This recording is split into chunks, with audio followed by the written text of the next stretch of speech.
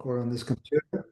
All right, Vince, thanks for joining us today. We want to bring you on. You are someone that we've been friends and colleagues with for going back to our Exit Realty days, right? And we spent many conventions Right. together, and we've for a lot of time outside of Exit been on the opposite sides of the fence at different companies. And I went independent. Derek stayed with Exit for a while. You went to another company. Now we're all at the same company at Real. And I wanted to bring you on to share some advice for real estate agents, kind of, and how to, from a perspective of a former number one agent in the world for ERA and someone who has always yelled at the top of his lungs, farm, farm, farm, farm, and kind of give some thoughts to agents out there. Kind of, what would you give advice to agents right now to have a great 2025 and kind of turn around what might have been a crappy 2024? But then we want to jump into quickly kind of your big recent move. Like, it was a big, bold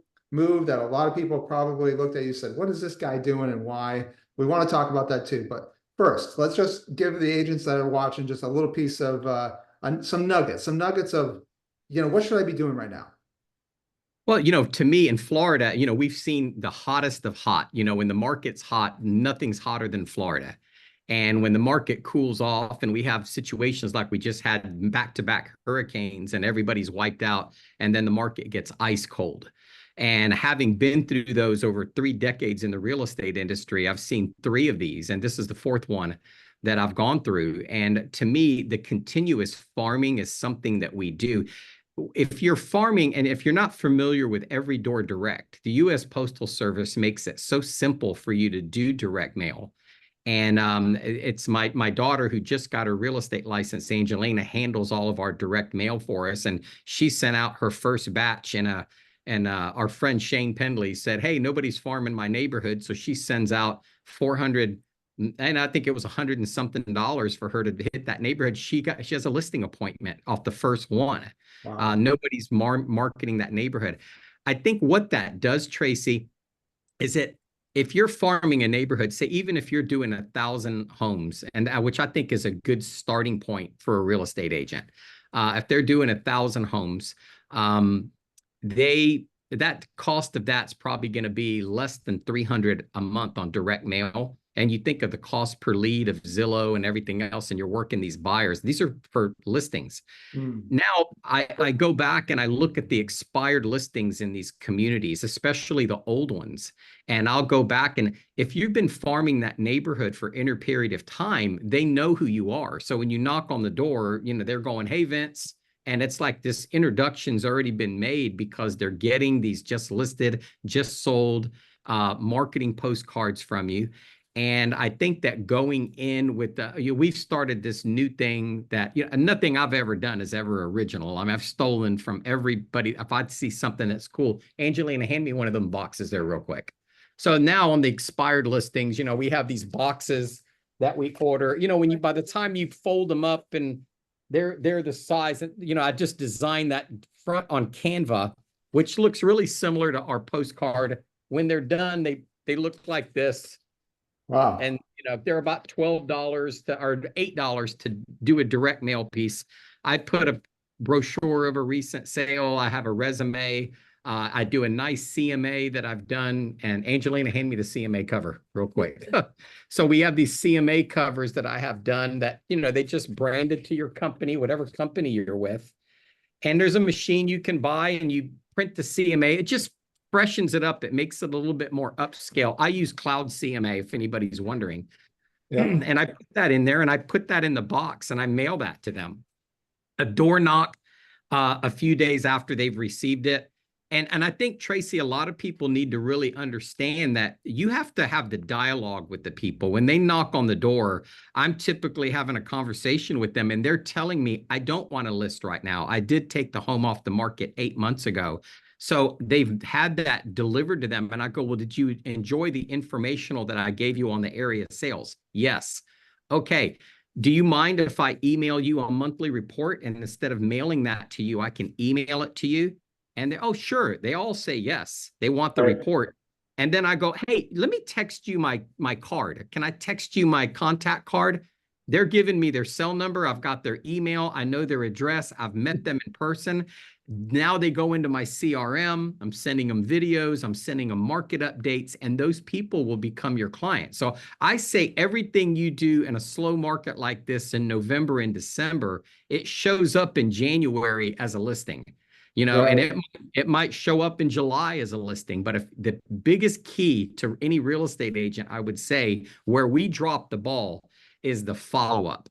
Yep. So we start out with these expired listings, even if you're catching them new, 9 months down the road, we have to really think of how our business is. And if you do these things consistently for just 1 year, the following year, these dominoes start to fall. And for the rest of your career, if you stay consistent, I've been farming for 30 years. I, Mm-hmm. I bet you I could shut down all of my marketing and do zero marketing and zero farming. And I bet you I could coast for about 4 or 5 years without having to worry about it. People are still going to call. It's that muscle Yeah. memory. Like going to the gym and working out. Right. You're going to get results the first day, but over time, it definitely changes your body. Where do Yeah, you I get mean, those boxes made? I'll send you that. I have the name of the company. It's in my phone, and I'll text it to you, and you can post it on the. Okay, anybody watching this video, message us on Facebook and we can get it to you if you want to know. And Tracy, I'll text you the name of the company that does those the CMA covers as well, because Okay. it is impressive when they open up the box and you've Yeah. got your resume, they've got the CMA, they've got a sample brochure. So I've got Angelina, grab me a brochure too as well, because one of the things from my previous company that we did was we had I loved one of the products that they had at my previous company, but it was $3,000 to get these luxury brochures on houses. Yeah. So I mean, they're super nice, and so what I loved them, but you only got 15 of them for $3,000 came in the package. So I reached out to a friend of mine that designs them. And for a luxury home, less than $1,000, I mean, to give you a case of the magazines, they're designed, you just send her the pictures. And it's nice because one of these are inside that box as well. So they get something like that. Whatever I do for the smaller price properties, I put them in there with a resume that I do on Canva. I'll mail one to you, Tracy. I'll double up the next one that I do, and you can post it online. And if anybody needs the information, they'll have it. That's What awesome. you get. That's what you get for logging into Tracy and Derek and Mr. Beatrice's webinar. You get all this free stuff. That's right. Well, I mean, I think the huge part, Vince, that you hit on is what Tracy and I struggle with all the time when we're talking with agents in a slow market is we're like, so where is your business coming from? Tell us about how you do your business, where you market. And everyone in this world wants the easy button, the quick fix. And it's, well, I tried that for 3 months. I tried this for 3 months. Yeah. So I'd love to hear from you, a top producer that's been doing this for 30 years. You are still doing the basic farming approach that we've been taught for, 15 to 20 years. You got to own and dominate a market locally. So it's great to hear that you're still doing it because, I would say 15 years ago, I came down to see you in Tampa and was blown away by it, and we implemented it, and it works. It's funny that You might be the most consistent agent in real estate. Hey, I'll tell you, Tracy, there's less people doing farming now, and it is more effective than it's ever been. Yeah. And I think, we go through these ebbs and flows with the technology, and I see everybody doing the artificial intelligence and everything, but the more people migrate to that, the more people walk away from this old school stuff. And you've got to look at it this way. I'm 61 years old, and I look at it this way. I'm a 50, most of the people, and there's exceptions, obviously, but most of the people that are living in those $1 million, $2 million, I mean, I know in Tampa, $1 million home is super nice. That's the high end market. So, but people that are living in those $1 million and up homes, they still go to their mailbox. They're mad that they're not making the newspapers anymore. So they still read their stuff. They still read their mail. And those are the people that are in a higher price bracket. So it's twofold. I mean, you're literally marketing to people that nobody's marketing to, and they have the biggest goose in the hen house. Right. So it's To me, it's just smart to do that. And it's cost wise, it's a lot less than any other buy a lead, pay per click. Zillow, certainly a lot less than that. Amazing. Love it. Love it. Good stuff. All right, let's jump right over it. Let's take the hurdle and jump right into it. When I saw your post, what was it, 2 months ago now, 3 months? How long have you been at Real? 3 months. I've 3 been months. with. When I saw a post, I'm like, what the hell? It felt like maybe about a year ago you had reached out about LPT. I took a quick look online. I'm like, not for me, not something I'm interested in. And I've seen, since your move, I'm sure you've gotten a lot of question marks. Like, what is he doing? Why is he company jumping and saying one's great, this is the best company ever, and now this is the better company? Right. I've gone through it, going from independent to Real, and people thinking I'm absolutely crazy. Still to this day, some people think I was crazy, but for the first 3 months, absolutely thought I was absolutely nuts doing this. And now you've done it, and you've done it from a company that is a major competitor to Real in many ways, but you made the jump, and we're curious, and a lot of people are curious to know, like, what's the deal? Like, what is the deal? Why did you do this? Why were you willing to take that risk of kind of, in some cases, you make these risks and you're like, I'm risking looking like a fool. Yes. And right. That was a major thing for me. And, before I start talking, I want to say that everything that I'm about to say, these are my personal experiences, and this is my personal view of what happened. And these are factual and undisputed, but these are not necessarily the opinions of you or Derek or Real or Sharon or anybody in the company. This is just my personal experience, and other. This is unfiltered, and I just don't want. I don't want to offend anybody, but I'm. You've known me for 20 years. I'm very candid and open about stuff, and to me, they say you should never meet your heroes. Because when you meet and I've, you could see behind me, I mean, I sell to a lot of high profile people, and you meet these celebrities and high profile people, and sometimes you're disappointed. So when LPT, the company that I came from, launched, the founder and CEO of the company, Robert's a friend of mine. I was one of his first customers that ever bought into the Listing Power Tools program that the company was actually named after. And he actually sponsored events that we did. And he's a very well-known guy in Florida. And, he flew Ellie did not want to make the move to LPT. So Robert flew us out to Montana. We went to this Yellowstone out there, gorgeous, these, celebrities walking around. And I'm like, oh my God, this is like an amazing experience out here. We're out the Rams had just won the Super Bowl. Matthew Stafford's in there with us. And I was just, wow. And what was told to me was that this is going to be like getting in a time machine. And this is what I think happened, honestly. Vince, this is going to be like getting in a time machine and being one of the first people to join EXP. Lightning's going to strike twice in the same spot. We're going to build it bigger and better. The residuals, this is how this company is going to go. And you're going to become a millionaire, somebody like you that knows how to attract agents and that. So the excitement was so much. You see the private planes and the giant yachts and they're out to dinner ordering $15,000 bottles of wine, which is somebody's cap. But you just think that you're experiencing this lifestyle, and you're thinking, wow, I didn't read the ICA. I jumped in with my company. I paid a huge 6-figure number to Realogy to get out of the contract that we had with that franchise agreement, and I joined.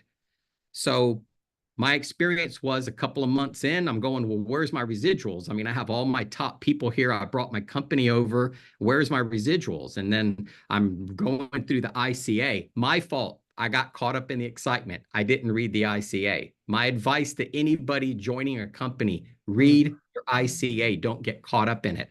So I think they've changed it to 90 days now, but it was 120 days back then where I couldn't get any residuals when I joined. Well, meanwhile, all the people that I brought in are selling real estate and capping or getting close to capping. So by the time that 120 days went by, my top agents capped. And now I have to wait another year to be able to get the residuals off of them. And the reason given to me is, well, you have to learn about the company. So that's why that was the reason. Like, well, we want you to learn about the company and forego your residuals the first year so that you could learn about the company. So 120 days passed. I go back. Now some of my agents start to complain that they're selling real estate, but now nobody read their ICA. You have to cap before you get residuals. So all the money that you are making in that would normally go to you for at a company like EXP or at Real, it goes towards your cap, which is unfortunate because as time went on, these agents were, the average agent that's maybe making, 70 to 100,000 a year, they're working a pretty good part of their year to try to get to that 100% part and start to cash in. So unless you're on that 80-20 plane, you're not eligible to get residuals. And unless you cap, you're not eligible to get residuals, which really was hurting a lot of my people. For me and Ellie, it didn't hurt us because, we're capping in 2 seconds and we're on the residual plan. So it was people were joining the company. As you could see how fast they're growing. They're doing an outstanding job, with their marketing, moving into new territories. So they're growing. So my organization was growing. So after the first maybe year and a half, I called them and said, hey, this really isn't, I'm looking at these numbers at what I'm getting on residuals. And it was like, yeah, well, now keep in mind, I was going to go in a time machine and I was going to go back in time. So halfway through my existence there, it was told to me that, hey, listen, you have to recruit 300% people because their cap is 5,000. And to the agent, the cap's not 5,000 because they charge about a $200 fee. Their cap's closer to 7,000, which is less than our half cap for an agent to join Real. But I didn't read the ICA. So you have to recruit 3 of these people. They call them business builders and rev share partners. So you have to recruit 3 business builders because their $15,000 cap equals the $15,000 cap over here. Okay, so I'm nose back in the grindstone and I'm recruiting. Then another year passes and I go, hey, I'm getting up here 500 and something people in my organization. And then it comes out, well, this is not a rev share company. This is not a rev share company. Well, I went from being told to change my whole life to come in over here as that it was going to be in a time machine. And, residuals are important. Some people are going to say, well, and what some of my people have said is, oh, you're greedy because you left for Real and went to a company that pays higher residuals. Well, we're all working for money. Their CEO, like I aforementioned, is drinking $15,000, $20,000 bottles of wine, flying on a private airplane, yachts, multiple homes in Miami, multiple homes all over the country. Now, I'm greedy because I wanted to better my life. I take care of my father. I take care of my children. I have full custody of my grandchildren. I take care of a lot of people. So I'm not greedy. Money's important to me. As a matter of fact, the people calling me greedy, I think I probably keep less of my income than they do. So residuals are important to me because if something were to happen to me, Tracy, and I'm not able to work at the level that I'm 61 years old, I want to have those residuals, which brings me to another thing at my previous company that I'm looking at their when you can inherit these residuals. So now I'm looking I'm reading my ICA now. So now the ICA says that, hey, if you pass away, in order for the person that you're leaving your residuals to receive the residuals, they have to have a real estate license and they'll give them 6 months to go get it. And their criteria is you have to close a deal like it is at most deals to trigger the residuals. Well, I was thinking if somebody had a special needs child, if somebody had an elderly father, somebody had somebody that was really dependent, my grandchildren, I want to leave it to my grandchildren. They're minors. I can't do that. They're not going to go get a license. They're not capable of doing it. So what dawned on me was I saw a blockage, if you will, that seemed like this is my opinion, but when I'm looking at it now, I go, wow, when this company was created, they're finding ways to say, hey, let's put this up 90 days so they can't get residuals. make it, here's the caveat for me. Another thing that these things are coming in my mind now that really set me off. If you're with the company, they tell you, hey, this is great because you can start off as a business builder, 100%, recruit people and build. And then when you're ready to switch to the rev share, you can switch to the rev share and you can switch once a year. But I didn't read my ICA. The ICA says that if you do that, these founder benefits that they give you, and a lot of people right now in California, these states that they're opening up right now, they're getting these founder benefits. Hey, if you join early, you're getting this. But when the agent decides that they're going to switch to the other program, and I mean up or down, they lose those founder benefits. I think I did say that a little earlier. So these are the little. Go ahead. Let me just interrupt for 1 second. So you were with LPT for about 2 years, or a little bit longer? A little longer than 2 years. A little longer than 2 years. And just so everyone understands that's listening, how many agents were in your world, in your downline, your network in those 2 years? I had 715 people. And between Ellie and myself, we had about 40,000 shares of stock. Okay. So when Tracy said you made a big, bold move, that's what I wanted people to understand as you talk about this. What does and now with Real, how many people have you brought over so far? I've got in my front line at Real, I have 12, and I think I have 41 or 42 in my whole organization. Now, funny that you mentioned that, because when you start looking at the payouts, and one of the things that attracted me to Real was the way they structure their residuals. So last month I was about 50% of what I was getting at my previous brokerage, and with the handful of people. Right. And now I'm like, so I'm looking at this going, wait a minute. I mean, I had 700 people, and now I'm making about half that amount with just the fraction of the people. One of the things that really turned my head was I was at an event in Florida, and a bunch of people were talking about their residuals. So I knew Amy Youngren. You guys know Amy, and I just called Amy and I said, Amy, how many people are in your organization at Real? And she said she started almost the exact same time that I started at the other company. Correct. And so I said, well, how many in your organization? She goes, I've got like 700. I said, I've got like 715. I said, how many in your front line? And she said, oh, I've got like 39. And I said, well, I've got like 41, 42. I said, do you mind me asking how much that you're making in residual income? So we had mirroring organizations. We had mirroring time in the company. She was making $600,000 more a year than I was making. Now, as a 61-year-old man, and I'm saying, looking at my grandchildren and looking at my dad, and you start to think about the security that person has. Does that make that person greedy, or does that make Amy smart? That makes Amy smart. She went to a company that was going to secure her family's future. She's got, we all know her backstory and her family, that she helps take care of her family as well.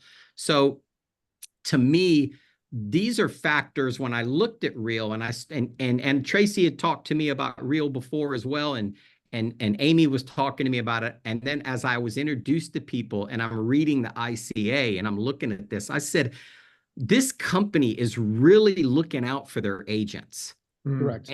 I didn't get any reservation, the hiccups of there's a roadblock here, there's a roadblock there.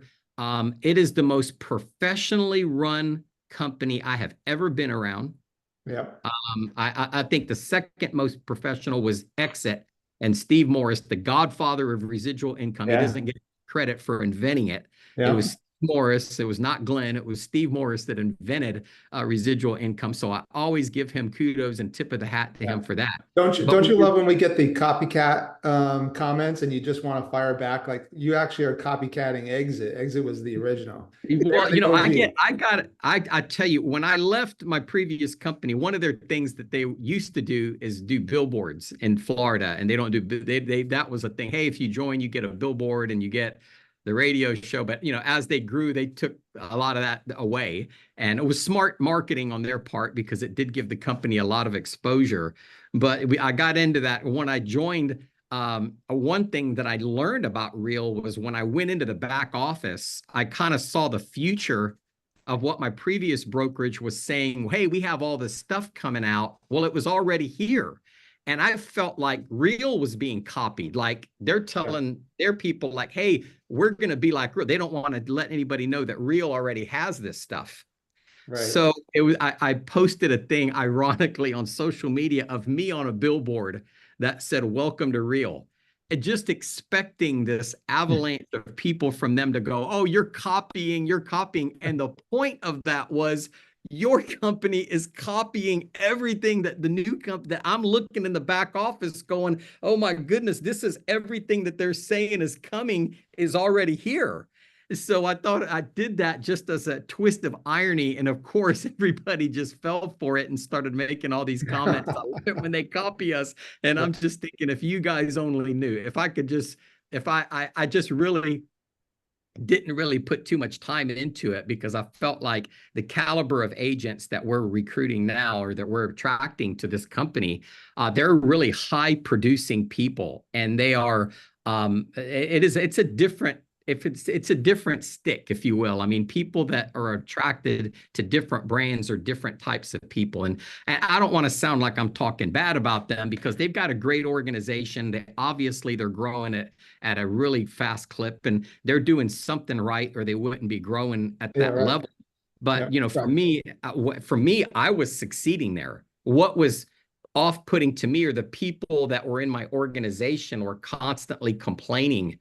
And, there's a trust factor that you have when you go, I don't have to worry about introducing somebody to Sharon and Sharon recruiting that person.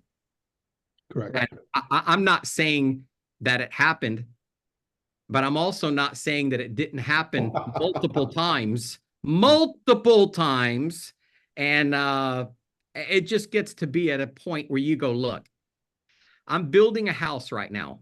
And my personal view is the walls were crooked, the roof was crooked. I was having all these structural issues with my house. Do I tear that house down? Do I continue to try to build on this crooked house with foundation problems? This is how I looked at it. Or do I tear it down? I know this company's right. This is everything that I expected of this company is already here. I have people that I admire, that I respect, like you guys, like just countless people that are with Real that I've known for 20 years that are all here raving about it. And for me, I said, it's going to take me probably 2 or 3 years to rebuild this to the level that I had it over there. Although I don't think I have to rebuild it to that level to get the financial rewards. Obviously, I'm seeing that 3 months in. And if I was with the other brand, I would be at 0 right now because I would be under that blanket of not getting any residuals for the first 90 days. Yeah. So can I go back to something you said? Sure. Where people look at people that are in this business like you, me, and Derek, and think that we only see residuals as an opportunity for greed. And I think that's a big misconception. Like I traded in being a broker so that I could better support agents with the things that I love doing, which is helping them grow, not reviewing documents all day long as a broker. So like, I know you, Derek, and we are heavily committed in helping agents succeed. And part of the gig of being an introducer and an attractor to companies like Real is opening people's eyes to new opportunities and helping them understand. For me, I want them to understand every little aspect of Real before they sign on. Like I want you to come here permanently, not just for a couple of years so I can make a little bit of revenue share. So, that's part of the factor I think agents miss. Like, oh, you're just trying to recruit because if we weren't giving value, that wouldn't last. So Tracy, I hear you. And what I got a lot of that. And just yesterday I was in Sarasota, an agent that I brought into our organization. He was with Keller Williams and he brought a team of 10 with him. And I spent half my day yesterday in Sarasota training his agents on how to get a fast start for 2025. Right. And I was accused of being greedy by these people, but I constantly, same thing. We gave up our brokerage and we spent a lot of time training people in our organization. As a matter of fact, we're moving into our new office next week in Tampa. And part of the reason why we selected that facility is they had a training room that holds about 100 people, and we've used it before. And that is something that's a passion of Ellie's and mine, is to help the agent. So it isn't, I want everybody to win. And so the reason why I left wasn't greed. The reason why I left is I wanted everyone to win and everyone to experience what I was experiencing, not these elite people, handful of elite people that are making all the residuals and making all the money, and the other people are dreaming of it. I wanted them to experience it. I want them to have one person that they recruit, and that one person has a big closing and they get a substantial check. And those, even somebody that could make $1,000 a month, I mean, that's going to pay daycare for somebody. That's going to be a stepping stone for a single mom, for example, that can now pay daycare. That's going to allow that mother to elevate her career to make more money, and so that she could make a better life for that child. So when I look back at the formulas and how they're designed, I felt like I could help more people by bringing them on to Real, with the structure that they have, with the open arm mentality that they have. The people that I know, that you look at Joe Herrera and Spring, and these people are like, I mean, they're way out of my league. And the fact that they'll even pick up the phone and talk to us and help us grow our business. I wasn't experiencing that. I felt like I was the top of the food chain. And when I needed help, my sponsor was very, very busy building a company, so I just don't think that the owner of the company should be sponsoring anybody, because obviously people are going to want to talk to them. And then, of course, once they meet them, their desire is, hey, I'll come, but I'm coming under you. And they really don't have time to well, I'm not going to get into all that, but you can kind of see where I felt like things were more structured for agent success and agent growth and agent to benefit being affiliated with Real. And then when I met Sharon and I met Tamir, and the fact that the level of integrity is off the chain. There is no doubt in my mind that these people are looking out for me. They're looking out for my family. You go to that convention, and we just came back from the Vegas convention. It was the most amazing convention, and even the culture of the company is work hard and be kind. And for me, it's hard for me to, just to contain my excitement, and I can't say everything that I want to say, but I just feel like, me personally, I made a mistake. Had I joined Real, I would be in a completely different life situation right now. And I had to tell myself, do you want to stay here and continue to build on this soft sand, which what I saw, or do I want to get a rock solid foundation? And the more I found out, and people that we all know, Valerie Reyes, as you remember Valerie from the X, she is probably one of the most observant and leaders that I know. And she's going to read everything and read every sentence.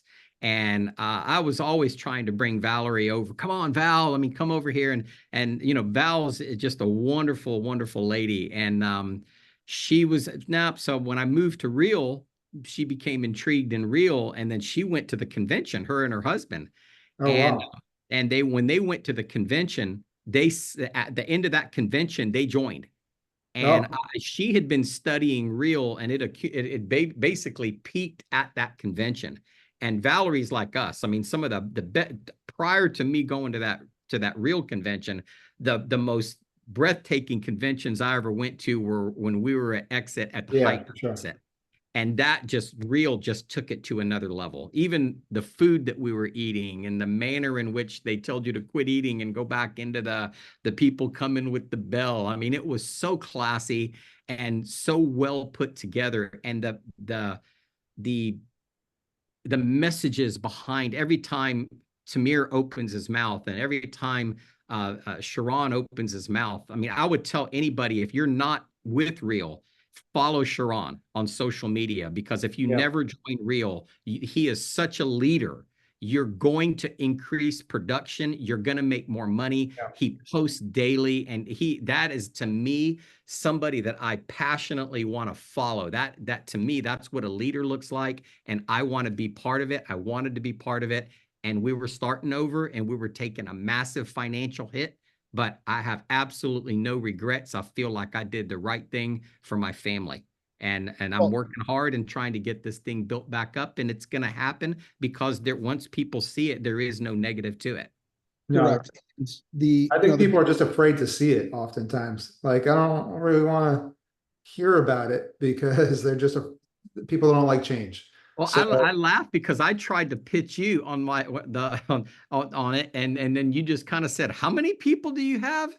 And I was like, "Dude, I've got like a fraction of that, and I'm making more money than you." And that, when you're caught up in it and you're in the rah-rah of it, and I was there, just totally absorbed in it. I thought it was the greatest thing since sliced bread. I didn't want to look at what you had because I thought it wasn't the right timing. It wasn't. And sometimes you get the right presentation at the wrong time.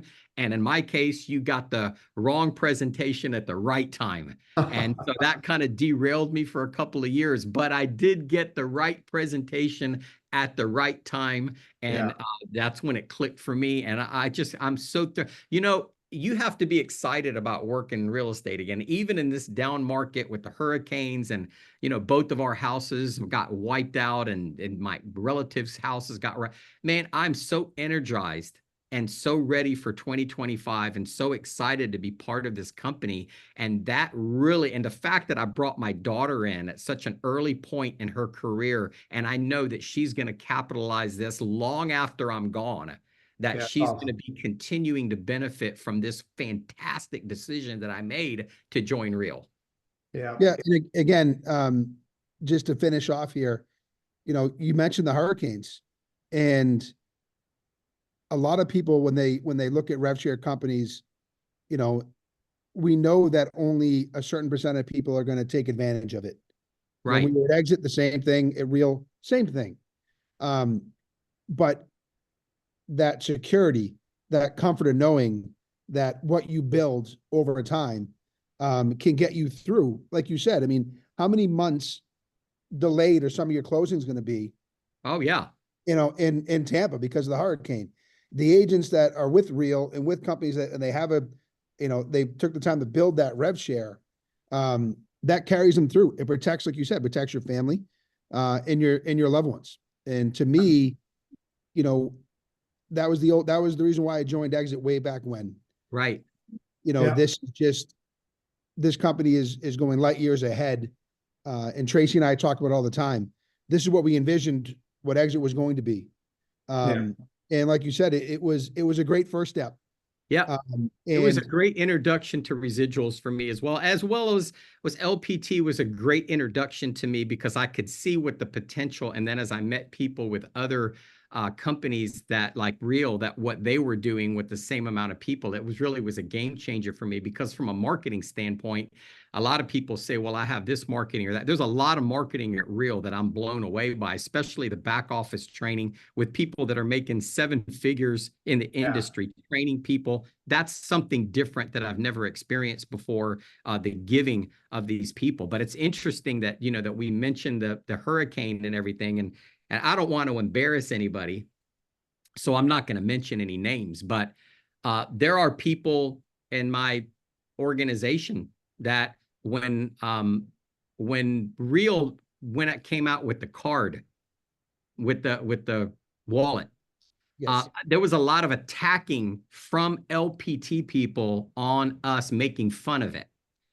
And I thought that's something that I thought very ironic, because there are people in my organization at LPT that are still there, that have hundreds of people in their organization, that constantly giving presentations and traveling around and doing all this stuff. And they borrowed money from us, and they haven't been able to pay it back past the deadline. The deadline for them to pay it back came and went. They haven't paid it back yet. Now, if they were making any type of residual income, that would have been a pretty easy thing for them to, just to pay that back. So that tells me that they're not winning in that system. But that's what I didn't want to be. I didn't want to be the guy that was pitching something and that I really wasn't winning. And you're hanging on to the hope that one day what somebody told me 2 years ago was somehow going to happen, when we're looking at the facts and we see,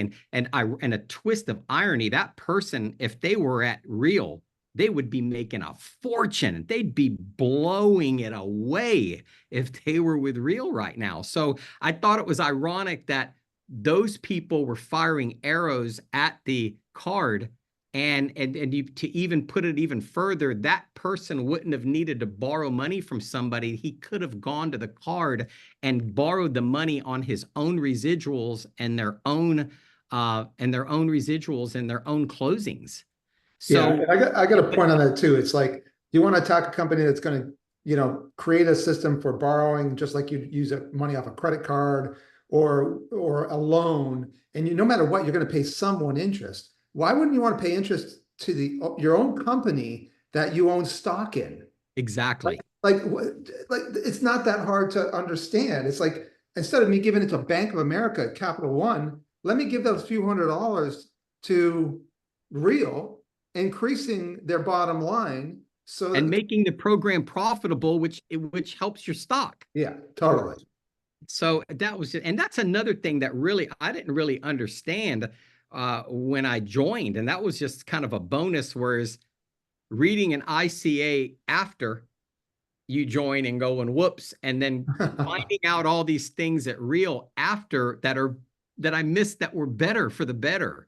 And one of the things was the 2-for-1 stock. I mean, you're an agent here. They give you an opportunity to buy stock in the company at a discount with your closings if you can put a share of it. And when you cap, that's even more money. And I just went into my Morgan Stanley account the other day. I was like, I mean, I've only, I haven't had that many closings with the storms and everything going on. I had like over $3,000 in company stock in my Morgan Stanley, like in 2 seconds. Yeah. And I didn't even feel that coming out of my closings. And that was a bonus for me, because I didn't even know that was there were so many good things that were getting poured on me when I was looking at this, that was one thing that I missed, but I certainly embraced it now. And it's like, now there's a certain amount of pride. I feel like, I own part of the company. I'm able to get stock. I do feel like a lot of people that don't understand the stock market have these expectations that, their company is going to IPO at like $20 a share or $100 a share. And those are just unrealistic expectations. I think they're just going to be disappointed. And, it remains to be seen, but I think there's going to be some disappointed people that have hung their hat on becoming millionaires on that IPO. Yeah. Well, I hope it happens. I hope it happens for them. Yeah, I mean, and you're still fairly early in, so some of the agents that you're introducing now won't see these benefits, but I wanted to mention them, that, like, even for the average agent, some of them have taken my advice and put that 5% aside pre-cap and 10% post-cap into stocks. I said, it comes out, you don't even have to think about it. And then they give you the bonus on it. And some of the agents that came in with me 2.5 years ago that followed my advice are calling me saying, this has changed my life. This has literally changed my life. I didn't have a retirement savings. Now I do. And like, that's the benefit to the average agent, that you might not be a big introducer. You're not going to introduce 100 people. I've had agents text me and say, thank God for that rev share. I just was able to pay my car payment. I wasn't going to be able to. You don't have to be in this for introducing 500 people. You can. And that person, Tracy, I bet you that person that told you that, if they were with another company, they would have had to pay that money towards a cap. Yeah. So they made their car payment. It saved them from bad credit. It saved them. And it's one thing that I keep seeing over and over again, is it's the certain elite few. And I was one of them. I felt like I'm preaching something, and people are following that. And I said this, I didn't feel like they were winning. And now I feel like everybody wins. When I have somebody that I bring in and they bring in somebody and they have that first closing and they're able to make that car payment that they weren't going to make, and they would have had a late on their credit and dropped their score 40 points because of a late car payment, 30 to 40 points, let's say. And that's about what it would do. and it saves them from that. And then the impact of that on future loans that they're going to get on buying a home. So I don't look at anything at that card was the breakthrough for me, because I see a lot of agents, even top agents, that borrow money from these other services. And like you said, why not borrow from your own company that you own stock in and make that a profit center for them as well, because you benefit by that segment of the company being profitable. And then, I mean, at convention, when you looked at the AI that's coming out, that's all, this isn't AI that we're buying from another company. This is AI that's internally being created. And when you see the future of these contracts being written by AI and the compliance that they go through, where they're just, hey, you missed an initial, and you're not having to do back and forth and follow up with an assistant to wait for them to, the assistant now can focus on revenue creating task as opposed to compliance. And we're just so far ahead of the game. It's just not even funny. Yeah. I mean, everyone talks about technology, but most companies just bolt on the technology. And then there's always problems because it doesn't integrate the way it's supposed to with what you have. Right. That was the one thing, Vince, that when I first joined, was looking at it, I asked those questions because I saw that those were issues previously. And they're like, no, this is our tech. We're building it from the ground up. And that's why they can do what they're doing now. Right. And just with the AI and what we have with Leo on the back end, it's amazing now. And it's going to be fun to see where it is this time next year. Yeah, right. It was, I would tell anybody, if you, even if you're on the fence a year from now, when we have our convention, when you start to see these things that are coming out, and these are things that actually come out, like when they announce the card and it actually comes out, it's like, I'm used to hearing all these, we have this coming out, and this every Monday, it's a new shiny object getting thrown out there. And then nothing happens, and they're throwing out another shiny object. And, having been in the business 3 decades, you start to see that and you know what it is. And, I had no reservations about joining Real. And I feel like everything that they've got, there's already a taste of it going on. So when you see the technology of how that's going to work in a few months, you believe it. When you see that there's a commercial division being launched in 2025, I know with 100% certainty that that's going to happen, that these just aren't things that they're telling agents as a fear tactic to get them to not leave the company. These are things that are actually in progress, that are actually coming. And that was one of the most impressive things for me. About Real. And like I said, the integrity of the people, and really the people that I know, like you guys, like, Joe Herrera, like Spring, we had mentioned. And even you look around Peter Liu and you see these people around the country and who they are, and they're migrating to this. And, if anything, I kind of feel foolish that I was on the phone with Tracy and with Amy a few times. And I just feel foolish that I made the decision that I made based on, some local knowledge that I had and what I've seen. And I really wish I would have taken a broader look at what else was out there. But, people get excited and they get caught up in the hype, and it happens. And I mean, I consider myself pretty sharp, and it happened to me.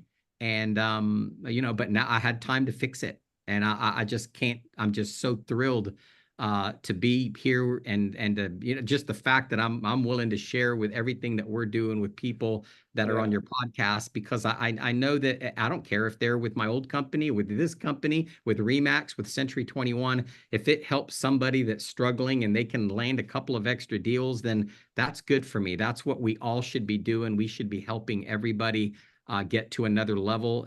Or why would they even be affiliated with us if we're not going to help them? 100%.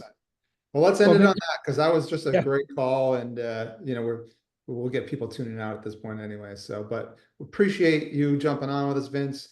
You're a class act. You're the type of people I want to work with. And that's who's attracting to Real on a consistent basis. They're just people that have integrity, that have, true core values. And I think that's behind the culture, is because you can put a bunch of good words together and say, be kind and work hard. And it doesn't mean anything unless if you're not living those words, then from the top down, then it's just words. And I've never felt like it was just words with this company. And And it's probably, no, it's definitely the most integrity driven companies I've ever been part of. The top.